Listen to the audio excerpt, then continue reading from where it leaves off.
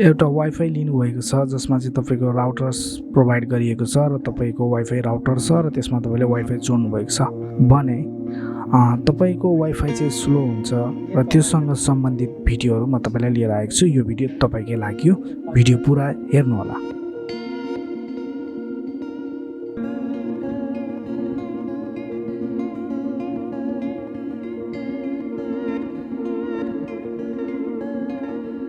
Wifi slow किन हुन्छ होला त?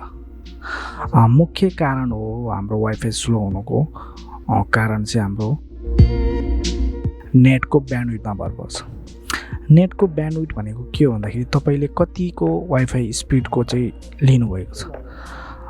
जस्तै वर्ल्डिङले 25 MBPS को दिन्छ, 50 MBPS को, 10 MBPS को दिन्छ, 20 MBPS को दिन्छ। यो स्पिडमा भर पर्छ वाइफाई र तपाईँको कतिको फास्ट र कतिको स्लो हुने भन्ने कुराहरू। र जति नै तपाईँले धेरै MBPS को स्पिड लिनुभयो त्यति नै तपाईँको वाइफाई फास्ट हुन्छ।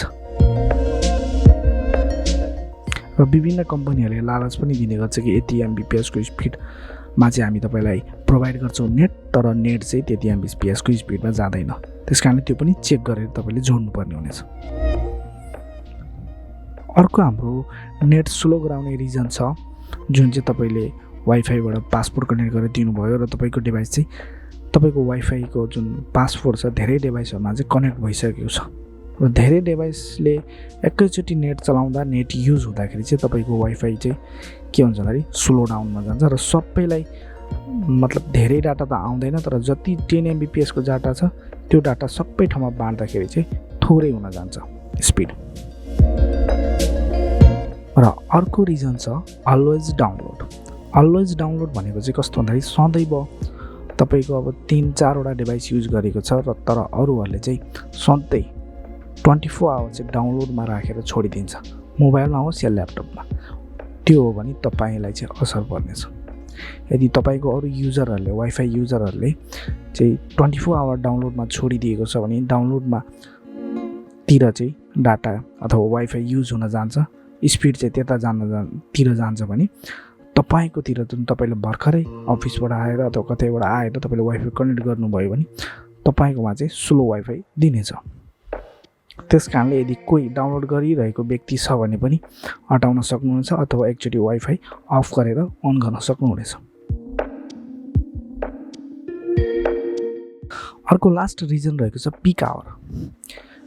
बिहान 8 बजीदेखि 9 बजीको टाइम र साँझ 7 बजीदेखि राति सुत्ने 10 बजीसम्मको टाइम चाहिँ के भन्दा एकदम पिक आवर हो।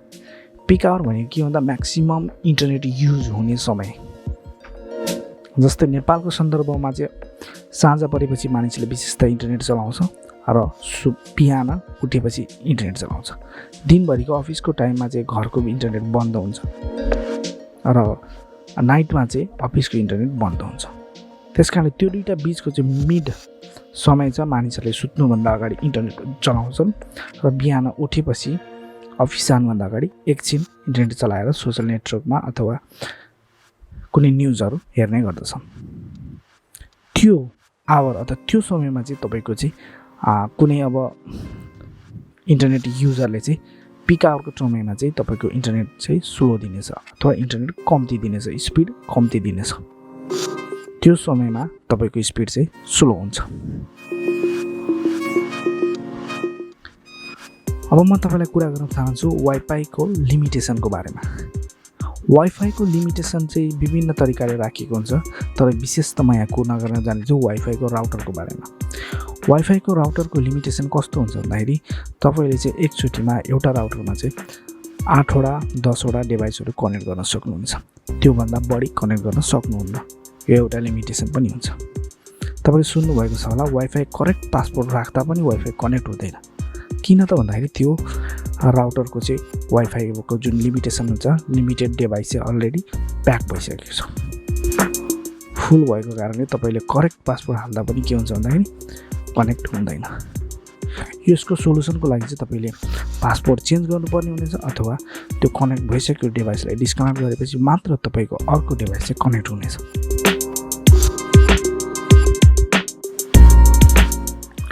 अर्को लिमिटेसन भएको छ पासपोर्ट चेन्ज। यदि तपाईँले पहिला पासपोर्ट राखेर युज गरिरहनु भएको छ अथवा कसैबाट पासपोर्ट मागेर युज गरिरहनु भएको छ तर पछि चलेन भन्नुको रिजन के हुन्छ भन्दाखेरि त्यो कुनै व्यक्तिले चाहिँ जसले तपाईँलाई वाइफाईको पासपोर्ट दिएर कनेक्ट गराएको छ त्यो व्यक्तिले चाहिँ वाइफाईको पासपोर्ट चेन्ज गर्यो भन्ने बुझ्न सकिन्छ र त्यस कारणले तपाईँको इन्टरनेट चल्दैन।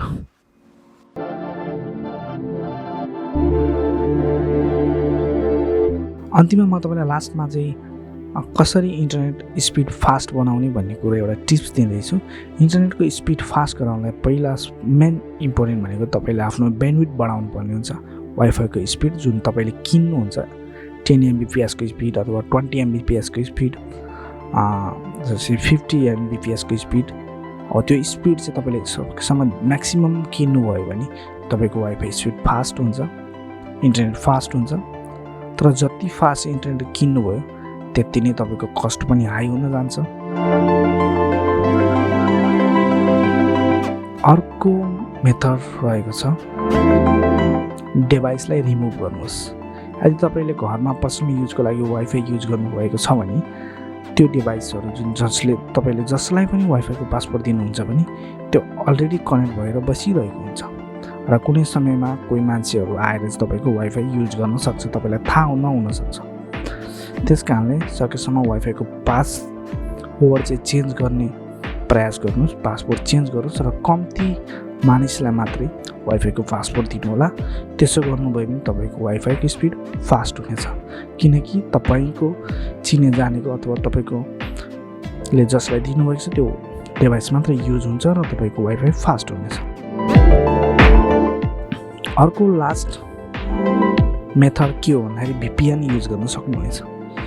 यदि तपाईँको वाइफाई स्लो छ र तपाईँले चाहिँ आफ्नो राम्रोसँग भिडियो कल अडियो कल गर्न पाउनुभएको छैन भने VPN युज गर्न सक्नुहुनेछ र VPN को सहायताले तपाईँको भर्चुअल प्राइभेट नेटवर्क क्रिएट भएर चाहिँ तपाईँको वाइफाईको स्पिडमा चाहिँ बदलाव आउनेछ र तपाईँको फास्ट हुनेछ त्यो वाइफाईको स्पिड। यदि तपाईँ वाइफाईको स्पिड इन्क्रिज गर्न तपाईँको मोबाइलमा कुनै VPN एप डाउनलोड गर्न चाहनुहुन्छ भने डिस्क्रिप्सनमा लिङ्क दिएको छु, त्यो एपलाई इन्स्टल गर्नुहोला र तपाईँले फ्रीमा VPN युज गरेर आफ्नो वाइफाईको स्पिड बढाउन सक्नुहुनेछ। यदि यो भिडियो राम्रो लाग्यो भने मेरो च्यानललाई सब्स्क्राइब गर्न नबिर्सनुहोला। हामी यस्तै टेक्नोलोजी भिडियो नेपाली भाषामा लिएर आउनेछौँ।